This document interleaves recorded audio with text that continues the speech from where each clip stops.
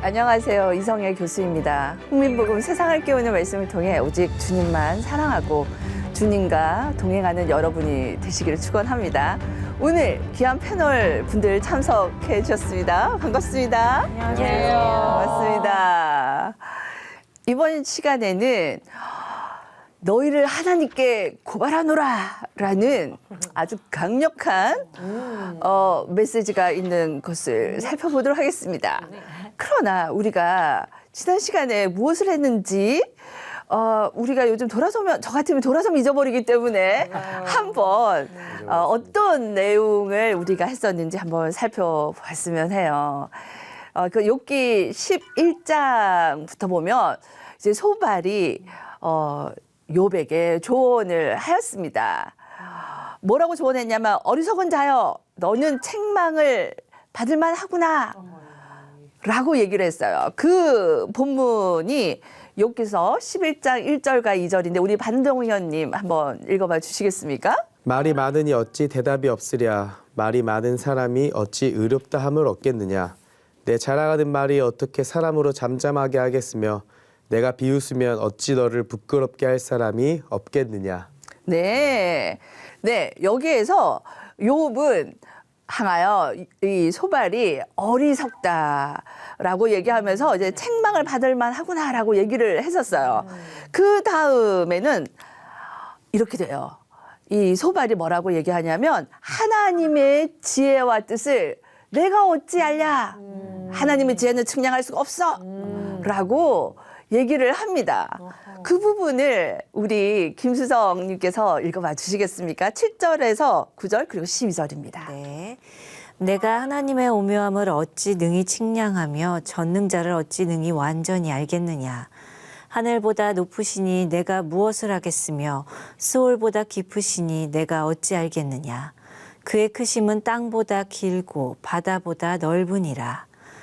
허망한 사람은 지각이 없나니 그의 출생함이 들나귀 새끼 같으니라. 아멘. 네.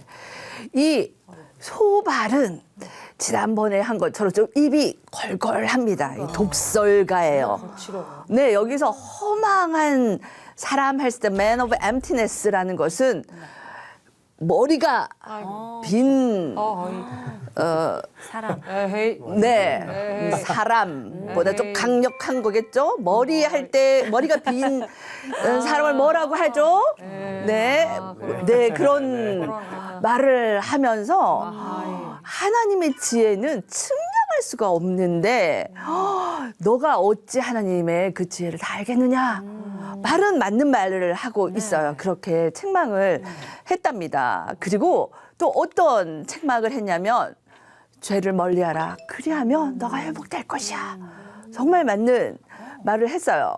그래서 어떻게 이 얘기를 했는지 본문의 말을 우리 찬성님께서 한번 읽어봐 주시겠습니까? 만일 내가 마음을 바로 정하고 주를 향하여 손을 들 때에 내 손에 죄악이 있거든 멀리 버리라. 불의가 내 장막에 있지 못하게 하라. 아멘. 네. 여기처럼 이제 죄를 멀리 하면은 이제 회복될 것이다. 라는 것을 얘기해요. 그런데 마지막에는 악인의 결국은 죽음이다. 라고 얘기를 합니다. 말하자면 너가 돌이키지 않으면 악한 자로서 이제 고난이 너 죄 있어서 고난이 온 것이다. 라고 친구들은 얘기를 하고 있거든요. 그래서 아무리 얘기를 해도 못 들으니까 이 머리가 빈 친구요. 잘 알아도 좀 들어라. 그렇지 않으면 어떻게 되냐면 너가 악한 자로서 죽음뿐이 없다라고 얘기하는데 11장 20절에서 얘기하는데 찬성님께서 마저 읽어봐 주시겠습니까? 그러나 악한 자들은 눈이 어두워서 도망할 곳을 찾지 못하리니 그들의 희망은 숨을 거두는 것이니라. 아멘. 네. 그렇게 얘기합니다. 악한 자들에게는 갈 곳이 죽음밖에 없으니 회복하도록 돌이키라. 좀 내 말 좀 알아들어라. 라고 얘기를 했습니다. 그에 대해서 욥이 대답을 한 것이 있어요. 그것이 뭐냐면 하나님의 지혜가 어디 있느냐 라고 얘기하면서 하나님께 지혜와 권능이 있다라는 것을 얘기를 해요. 그러면서 의인이 받는 고통과 악인의 형통에는 우리가 믿음으로 반응하자라고 얘기를 했어요. 왜냐하면 악인이 잘 되는 일도 있고 의인이 고통을 당하는 일도 있다라고 욥은 얘기를 해요. 그리고 난 다음에 인생에서 그것이 모순인 거예요. 그죠? 그 모순을 넘어설 때에 하나님의 지혜의 능력을 체험하는 것이 필요하다라고 지난 시간에 우리가 함께 했습니다. 마치 처음 듣는 것처럼 감탄을 해주셔서 감사합니다. 네, 그리고 세 번째로는 하나님의 지혜는 주권적인 섭리가 있다는 거예요. 하나님께 뜻이 있다라는 거예요. 우리가 알고 있는 하나님이 친구들이여 너희가 지혜를 얘기하지만 하나님의 지혜에는 하나님의 주권이 있고 그에 따르는 섭리가 있단다. 그것을 받아들이자라고 우리가 교훈을 받았습니다. 그렇다면 오늘 이제 욥은 계속해서 친구들에게 얘기해요. 친구들은요 한 장을 얘기하면 욥은 고난을 당해서 너무나도 답답하지 않습니까? 할 말이 많습니다. 딩동댕입니다. 할 말이 많습니다. 그래서 한 장으로 끝나지 않고 늘 두 장입니다. 그래서 오늘 그 12장 이후로 무엇이라 얘기했는지 우리 13장의 말씀으로 우리 같이 한번 살펴보았으면 해요. 13장에서 19절까지를 먼저 볼 거예요. 거기에서는 너희를 이제 내가 하나님께 고발한다라고 하는 제목을 제가 붙일 수 있을 것 같아요. 왜냐하면 1, 2절에서 이렇게 얘기합니다. 나도 너희가 얘기한 이 모든 것에 대해서 너희만큼을 내가 안다 라고 얘기를 해요. 어떻게 한지 우리 수정님께서 1, 2절 한번 읽어봐 주시겠습니까? 네. 나의 눈이 이것을 다 보았고 나의 귀가 이것을 듣고 깨달았느니라. 너희 아는 것을 나도 아노니 너희만 못하지 않으니라. 네. 억울했나 봐요. 네? 억울했나 봐. 여기 할 말이 많았고. 그럼요. 왜냐하면 친구들은 욥이 모든 걸 다 잃었잖아요. 잃은 것은 관계, 가족들도 다 잃었죠. 자녀들 다 잃었죠. 그리고 이제 건강도 다 잃었고 재산도 다 잃었고 가진 것 아무것도 없고 친구들을 사랑하는 친구들이 왔는데 너 지금 그런 일들이 일어난 건 죄 때문이야. 그러니 회개하고 용서받아. 그러면 하나님이 회복을 주실 거야. 세상이 맞는 말을 한다고 해서 되는 일은 아닌 것 같아요. 맞아요. 그죠? 맞는 말이긴 한데 그 말을 듣는 욥에게 있어서는 굉장히 어려워요. 그래서 여기 1절에 우리 한글 성경에는 안 나와 있는데 히브리 성경에는 보라! 라고 하면서 자신의 변론을 위해서 보라! 라고 하면서 친구들의 주의를 딱 집중시키면서 시작을 하고 있어요. 그것은 욥은 12장 7절에서 25절에 나타나는 하나님의 지혜에서 나오는 주권적인 통치를 여기 1절에서 얘기를 합니다. 그래서 이것은 머리로만 내가 아는 것이 아니야. 1절을 보니까 뭐라고 해요? 내가 눈으로 보았고 귀로 들었고 깨달았다는 말은 실제적으로 경험해서 알고 있다. 눈으로 보고 듣고 삶으로 알고 있으니 나도 이 모든 것에 너희만큼을 안다. 라는 것을 얘기를 하고 있습니다. 이게 일상 속에서 저희 욥과 같은 이야기를 우리도 많이 하는 것 같아요. 막 답답해 죽겠는데 나도 알거든 막 이렇게 얘기하는 것처럼 네, 근데 똑같이 하고 있는 것 같아요. 네, 바른 말은 하고 맞아요. 말씀은 얘기하는데 하나님 뜻을 얘기하는데 맞아요. 내 답답함을 풀어주지는 못하고 나도 그만큼 안다라고 하지 않겠습니까? 맞아. 그래서 두 번째로는 3절에서 얘기를 하고 있어요. 내가 전능자에게 말하고 이제는 친구들이 안 들어주기 때문에 하나님과 변론하겠다라고 얘기를 하고 있습니다. 너네랑 이제 얘기 안 하고 나 하나님이랑 얘기하라 이건가 봐. 네, 수정님 여기 3절 한번 읽어봐 주시겠습니까? 네. 참으로 나는 전능자에게 말씀하려 하며 하나님과 변론하려 하노라. 아하, 이제 친구들은 자신을 죄인으로 여기고요. 회개하고 하나님께 용서받고 그렇게 해서 평안을 가져라 라고 조언을 해요. 그러나 욥은 자신이 그렇지 않음을 이제 앞에서 구구절절 얘기를 했어요. 그런데 이제는 더 이상 친구들이 자신이 죄를 지어서 지금의 고난을 받는 것이 아닌 것을 인정하지가 않잖아요. 그래서 이제는 누구에게 하겠다? 전능자이신 하나님께 내가 호소하려 한다라고 지금 얘기를 하는 거예요. 자, 여러분 여기서 질문이 나가겠습니다. 벌써부터 왜 욥은 하나님께 직접 호소하려 할까요? 안 들어주니까 친구들 너무 답답하니까 자기 얘기만 하니까 도대체가. 그쵸. 네. 자기 얘기인데 성경 얘기를 하긴 하는데 본인이 가졌던 엘리바스는 경험, 자기가 경험했던, 그죠? 그냥 영을 느끼고 그냥 앞에 막 음성이 들려지고 그죠? 쭈삣쭈삣 쓰고 보여지는 것이 있고 그랬어요. 그리고 빌닷 같은 경우에는 전통에 따라 조상에 따르다면 하고 막 얘기를 했어요. 이 소발이는 입이 걸걸하면서 지혜를 따라라 라고 얘기를 한 거예요.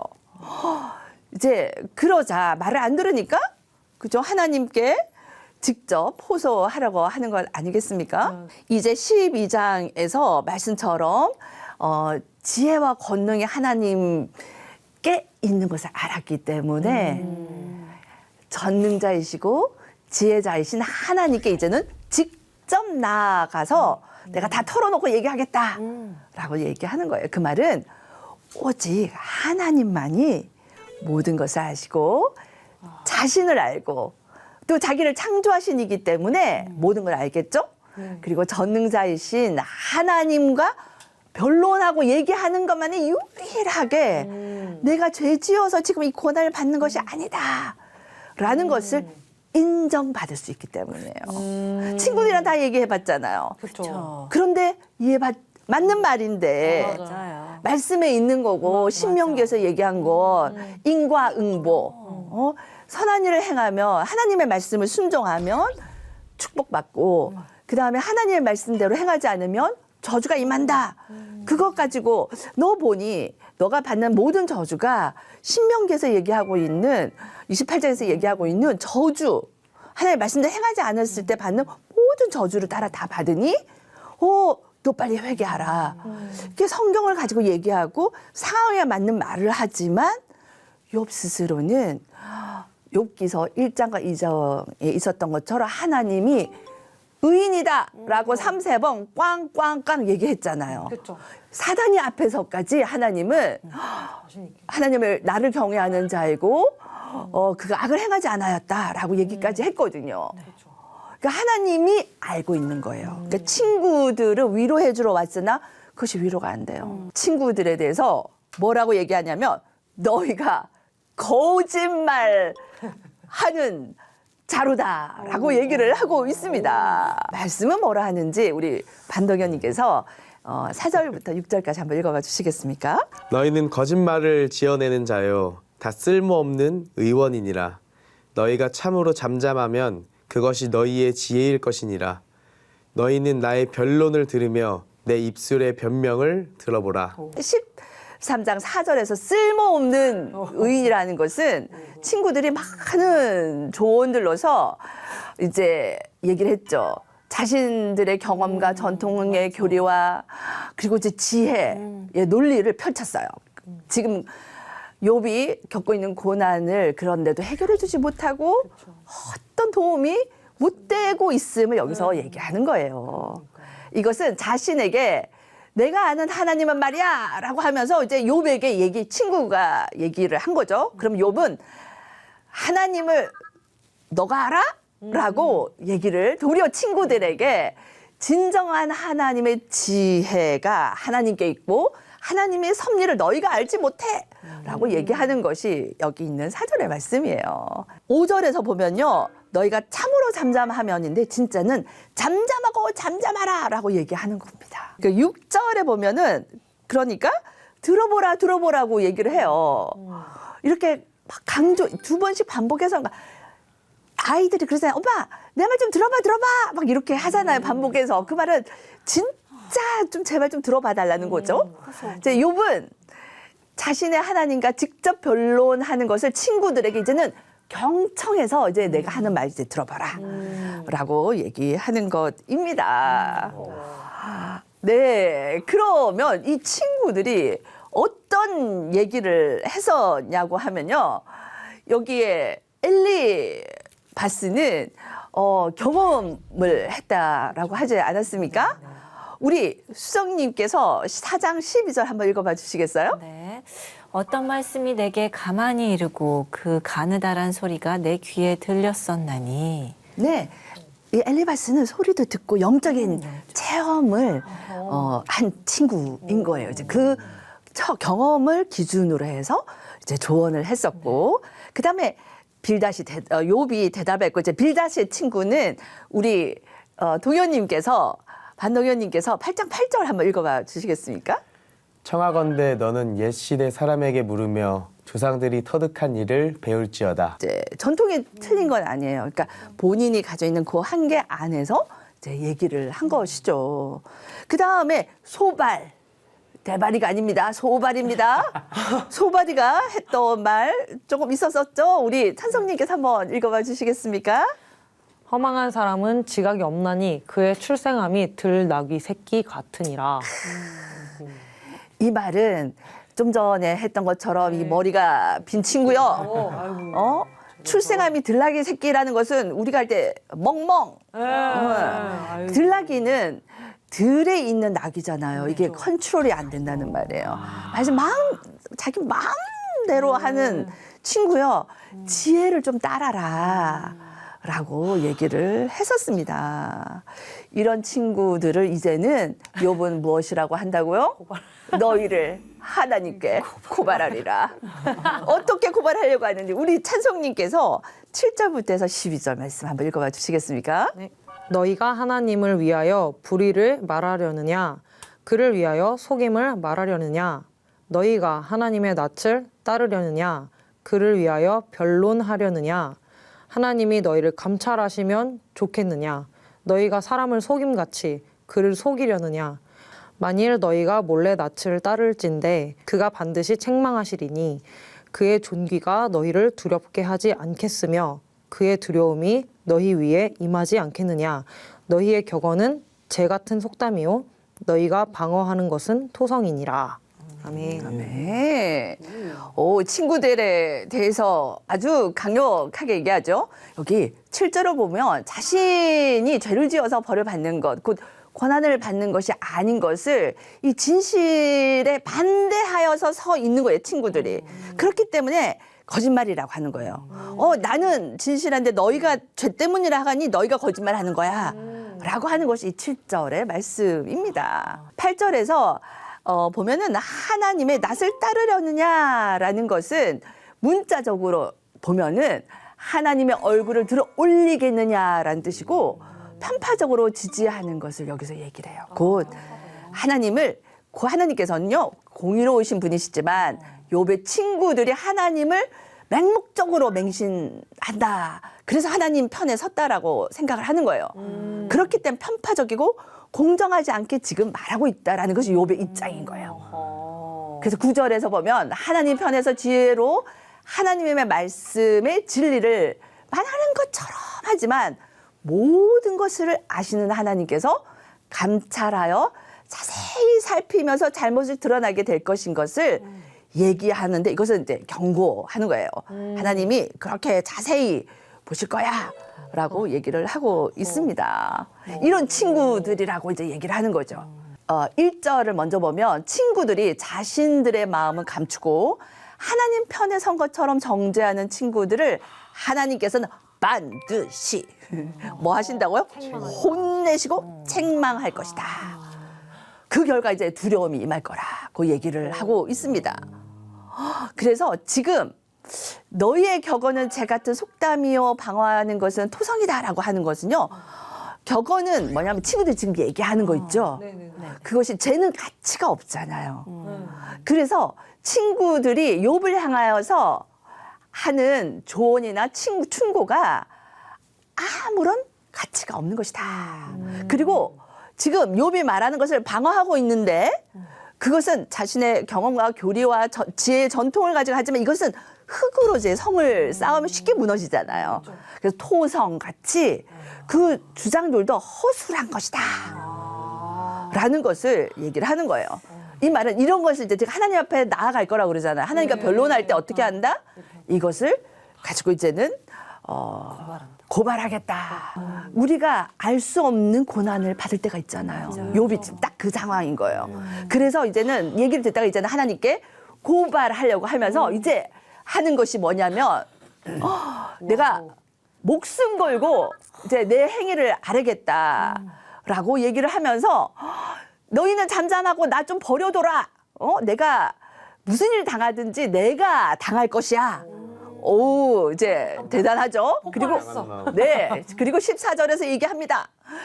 이것은 내가 지금 내 살을 내가 먹듯이, 내 생명을 그렇게 두겠느냐. 그 말은, 내가 정말 목숨 걸고, 이렇게 짐승이 이렇게 뜯어먹는 것처럼 내가 목숨 걸고 얘기하겠다라고 이제 하나님께 얘기하겠다라는 거예요. 그래서 그가 나를 죽이시면 나는 희망이 없다. 그러나 뭐라고요? 16절에 하나님 앞에 내 행위를 아뢰겠다. 그렇게 될 때 하나님이 혹이라도 목숨 걸고 하나님께 아뢰일 때 하나님이 들어주지 않겠느냐라는 것을 얘기합니다. 자신의 현실은 죽음뿐이 없다라는 것을 얘기하는 것이에요. 그래서 17절에서 19절에 있는 말씀은 이제 내가 그렇게 할 때 하나님이 의로움을 확정해 주실 것이다 라고 합니다. 이것을 우리 찬송님께서 한번 17, 18, 19절 읽어봐 주시겠습니까? 너희들은 내 말을 분명히 들으라. 내가 너희 귀에 알려줄 것이 있느니라. 보라, 내가 내 사정을 진술하였거니와 내가 정의롭다 함을 얻을 줄을 아노라. 나와 변론할 자가 누구이랴? 그러면 내가 잠잠하고 기운이 끊어지리라. 아멘. 여기 이제는 이제 욥은 다시 친구들의 시선을 돌려서 얘기를 하고 있습니다. 이제는 18절에 보니까 보라라고 얘기하죠. 그 말은 이제 하나님 앞에서 내가 변론할 때 너희들이 증인으로서 들어보라라고 지금 주의를 집중시키고 있는 것입니다. 여기 19절을 보면 나와 변론할 자가 누구인가라고 얘기하는데 이거는 몰라서 묻는 것이 아닙니다. 하나님과 직접적인 변론을 희망하는 욥은 나와 변론한 자는 누구일까라고 도전적으로 질문을 하는 거죠. 단호한 결단이에요. 이제 그러나 욥은 만일 자신이 무죄함이 드러내는 이제 말하자면 변론 이런 법정 소송 같잖아요, 그죠? 근데 만약에 자기가 잘못한다 한 것이 드러난다면 정말 나는 침묵을 지키고 죽는 날까지 가만히 있으리라라고 얘기를 하는 것입니다. 그래서 여기에서 친구들을 통해서 자신의 무죄함이 드러나지 않는 걸 알아요. 그래서 오직 무죄함을 인정받을 길이 어디뿐이다? 하나님뿐이다라는 것을 얘기합니다. 그래서 여러분 우리가 오늘 13장 너희를 고발하리라 라고 답답한 심정에서 말하는 욥의 친구를 향한 얘기를 통해서 우리가 깨닫는 것이 있습니다. 그것을 한번 살펴볼까요?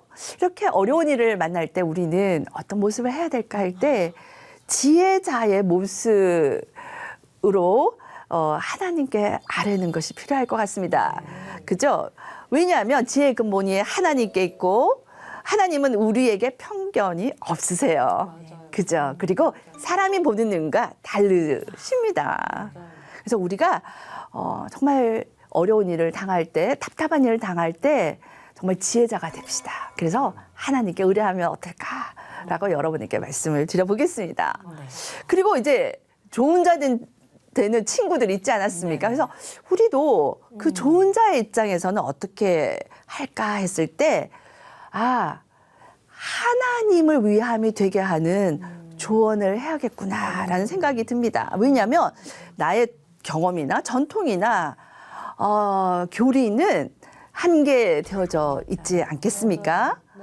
그래서 말이 정말 세상을 구원하는 게 아닌 것 같습니다. 옳은 말이 세상을 구원하지 않지요.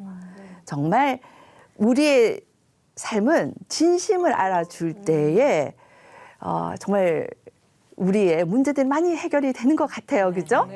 그 진심을 하나님 입장에서 친구를 보았다면 다르지 않았을까라는 생각이 듭니다.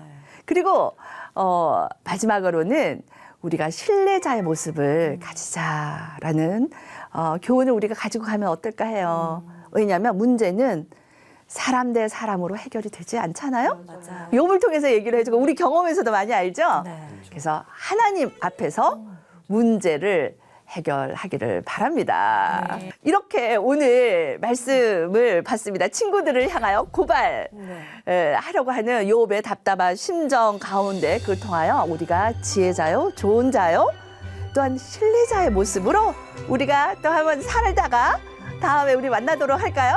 네. 다음 주에는 또 이 욥기의 이제 전체 배워 앞으로 했던 친구들의 얘기들과 욥의 반응을 요약 정리해서 우리 같이 한번 살펴보면 어떨까 해요. 그때 만날까요? 네, 오늘 수고하셨습니다. 함께 해주셔서 감사합니다. 수고하셨습니다.